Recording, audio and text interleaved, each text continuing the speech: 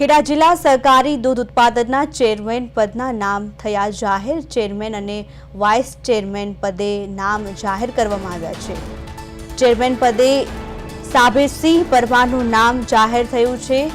પ્રદેશમાંથી આવેલા મેન્ડેટથી સિલેક્શન કરવામાં આવ્યું છે। તમામ ડિરેક્ટરોને મેન્ડેટને આપી મંજૂરી। ખેડા જિલ્લા સહકારી દૂધ ઉત્પાદનના ચેરમેન પદના નામ જાહેર કરવામાં આવ્યા। ચેરમેન અને વાઇસ ચેરમેન પદના નામ જાહેર કરવામાં આવ્યા છે। ચેરમેન પદે સાબિરસિંહ પરમારનું નામ જાહેર કરવામાં આવ્યું છે। પ્રદેશમાંથી આવેલા મેન્ડેટથી સિલેક્શન કરવામાં આવ્યું છે। પ્રદેશમાંથી આવેલા મેન્ડેટથી નામ મંજૂર કરાયું। તમામ ડિરેક્ટરોએ મેન્ડેટને મંજૂરી આપી હતી। ચેરમેન પદે સાબિરસિંહ પરમારનું નામ જાહેર કરવામાં આવ્યું છે। ખેડા જિલ્લા સહકારી દૂધ ઉત્પાદનના ચેરમેનનું નામ જાહેર થયું છે। ચેરમેન અને વાઇસ ચેરમેનના પદે નામ જાહેર કરવામાં આવ્યું છે, જેમાં ચેરમેન પદે સાબિરસિંહ પરમારનું નામ જાહેર કરવામાં આવ્યું છે। પ્રદેશમાંથી આવેલા મેન્ડેટથી સિલેક્શન કરવામાં આવ્યું છે। ચેરમેન અને વાઇસ ચેરમેન પદે નામ જાહેર કરાયા છે। તમામ ડિરેક્ટરોએ આ મેન્ડેટને મંજૂરી આપી હતી। ખેડા જિલ્લા સહકારી દૂધ ઉત્પાદનના ચેરમેન પદના નામ જાહેર કરાયા છે।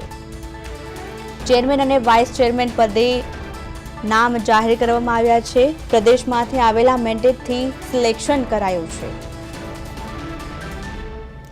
વધુ વિગતો માટે અમારા સંવાદદાતા હિતાલી શાહ જોડાઈ ગયા છે। હિતાલી, શું છે વધુ અપડેટ્સ?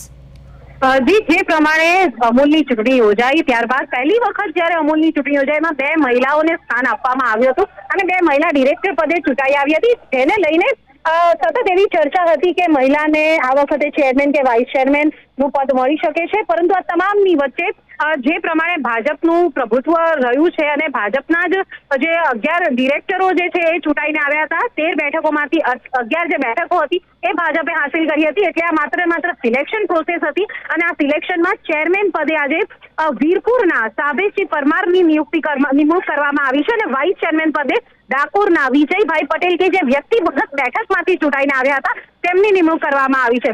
જે પ્રમાણે ખેડા, આણંદ અને મહીસાગર આ 3 જિલ્લાની જે અમૂલની જે નિયામક મંડળની જે ચૂંટણી યોજાઈ છે તેમાં દર વખતે પ્રભુત્વ ખેડા અને આણંદ જિલ્લામાંથી ચેરમેન અને વાઇસ ચેરમેન બનતા આવ્યા છે। પરંતુ આ વખતે પહેલી વખત એવું છે કે મહીસાગર જિલ્લામાંથી જે સાબિરસિંહ પરમાર છે, વીરપુરમાંથી આવે છે, તેમને ચેરમેન બનાવવામાં આવ્યા છે અને તે વાઇસ ચેરમેન જે છે એ ડાકોરના જે વ્યક્તિગત બેઠક પરથી વિજેતા થયેલા વિજયભાઈ પટેલને બનાવવામાં આવ્યા છે। જી હિતાલી, સમગ્ર માહિતી બદલ આભાર। ચેરમેન પદે સાબિરસિંહ પરમારનું નામ જાહેર કરાયું છે। પ્રદેશમાંથી આવેલા મેન્ડેટથી સિલેક્શન કરાયું છે। ચેરમેન અને વાઇસ ચેરમેન પદે પણ નામ જાહેર કરવામાં આવ્યા છે। તમામ ડિરેક્ટરોએ મેન્ડેટને મંજૂરી આપી છે।